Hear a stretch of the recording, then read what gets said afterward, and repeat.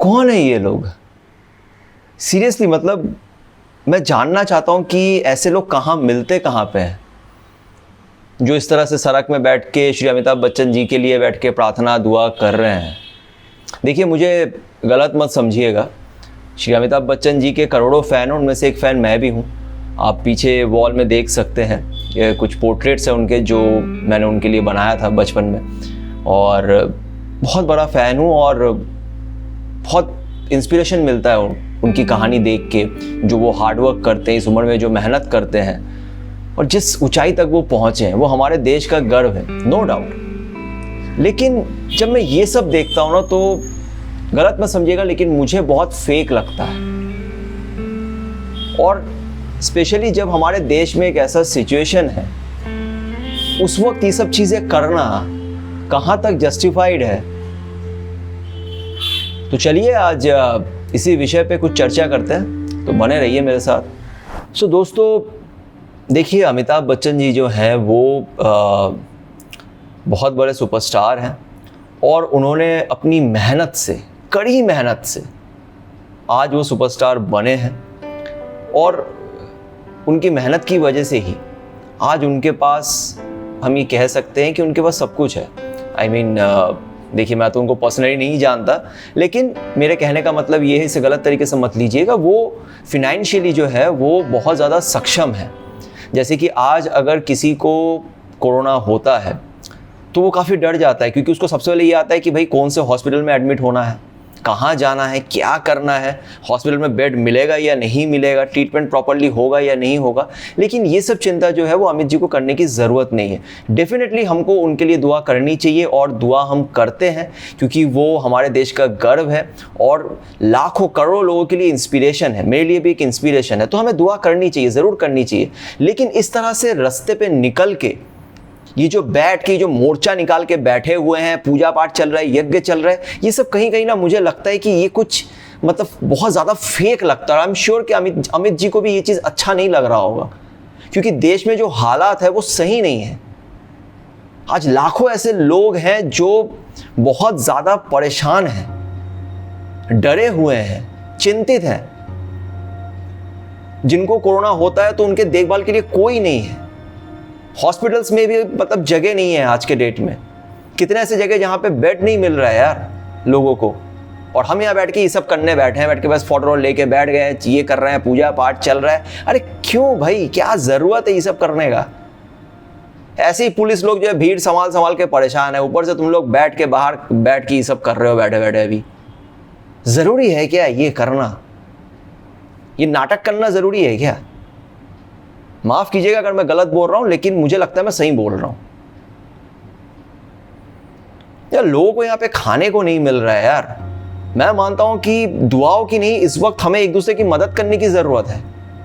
कि यहाँ पे टाइम वेस्ट ना करके ना, मन में आप दुआ कीजिए, अमित जी के लिए, पूरे देश के लिए दुआ कीजिए, और बाहर निकल के अगर आपके पास बहुत समय है, इतना अगर दिन भर समय है कि बैठ के आप ये सब कर सकते हो, तो जाओ जाके कुछ और लोगों की मदद करो जिनको ज़रूरत है। क्या हाल है यार हमारे देश का, मतलब सही में लोगों को देखता हूँ ना, मैं सोचता हूँ मैं कि क्या चल क्या रहा है ये हमारे देश में यार।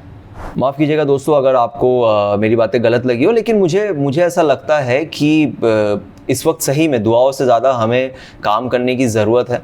अगर आपके पास इतना ही समय है कि आप सड़क में बैठ के पूजा पाठ कर सकते हो, तो मुझे लगता है कि आप उससे अच्छा होगा अगर आप किसी यानी नीडी इंसान की अगर कुछ मदद कर दें, क्योंकि इस वक्त लोगों को एक दूसरे की ज़रूरत है।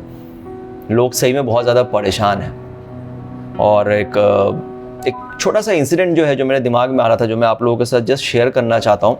दोस्तों, ये लॉकडाउन से पहले मेरे एरिया में एक भेलपुरी वाला जो है वो बैठता था, बहुत सालों से बैठता है, और दुबला पतला सा था, ऑब्वियसली काफ़ी गरीब है। वो वहाँ पे भेलपुरी बेचता था, तो उससे मेरी अक्सर बातचीत होती थी, क्योंकि एकदम मेरे एरिया में ही वो बैठता था। तो उनसे मेरी कई बार बातचीत होती थी। तो ऑब्वियसली वो बहुत अपने लाइफ में काफ़ी परेशान हैं, गरीब हैं। तो उनके बारे में मैं भूल ही गया था, क्योंकि ये लॉकडाउन चल रहा था बीच में और घर से कहीं निकला नहीं, तो खुद भी अपने लाइफ में बहुत ज़्यादा परेशान था, डिप्रेस था। और क्योंकि मैं जिस फील्ड में काम करता हूँ उस फील्ड में काफ़ी लॉस हो चुका है, और इस वक्त सच कहें तो वही काम ही नहीं है, हमारे पास तो काफ़ी परेशान था। लेकिन आज सवेरे जब मैं बाज़ार गया था तो अचानक से मेरी नज़र उस भेलपुरी वाले पे पड़ी। मतलब वो तो नहीं है, लेकिन उसका जो वो ठेला था वो यहीं पे रख के जाता था, उसको पैक करके सील करके जाता था। तो सडनली मेरी नज़र जो है उस पर पड़ी और अचानक मुझे उसकी याद आ गई कि अचानक मेरे दिमाग में आने लगा कि वो कहाँ होगा इस वक्त। I mean, क्या कर रहा होगा, कैसे चल रहा होगा, क्योंकि वो मुझे बताता था कि उसका इसी ठेले से उसका जो है वो इनकम होता है और कभी कभी बहुत परेशान भी होता था जब ज़्यादा बिक्री नहीं होती थी। तो इस सिचुएशन पे वो क्या कर रहा होगा, क्या चल रहा होगा। तो जब उसके बारे में सोचा तो मुझे ऐसा लगा कि मेरे लाइफ में कोई तकलीफ़ नहीं है, क्योंकि मैं कम से कम 2 वक्त का खाना खा सकता हूँ।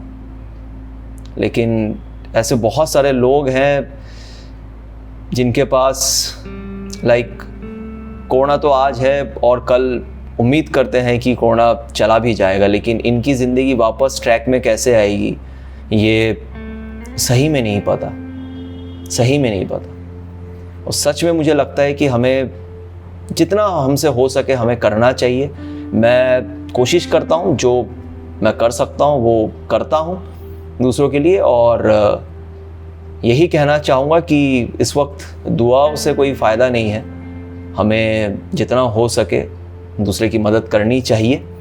एंड डेफिनेटली मैं दिल से ये दुआ ज़रूर करता हूँ कि सिर्फ अमिताभ जी क्यों, इस देश में जो भी इस वक्त परेशान है कोरोना की वजह से, वो सब जल्द से जल्द ठीक हो जाए। यही दुआ करता हूँ, आगे भी करता रहूँगा और उम्मीद है कि हम सब इस मुसीबत से जो है वो बहुत जल्द बाहर निकल आएंगे। अगर मैंने कुछ भी गलत कहा हो तो मुझे माफ़ कर दीजिएगा, लेकिन मेरा इंटेंशन किसी को हर्ट करना नहीं है। तो चलिए आज बस इतना ही, अगले हफ्ते फिर मुलाकात होगी। तब तक प्लीज़ जो है अपना ख्याल रखें।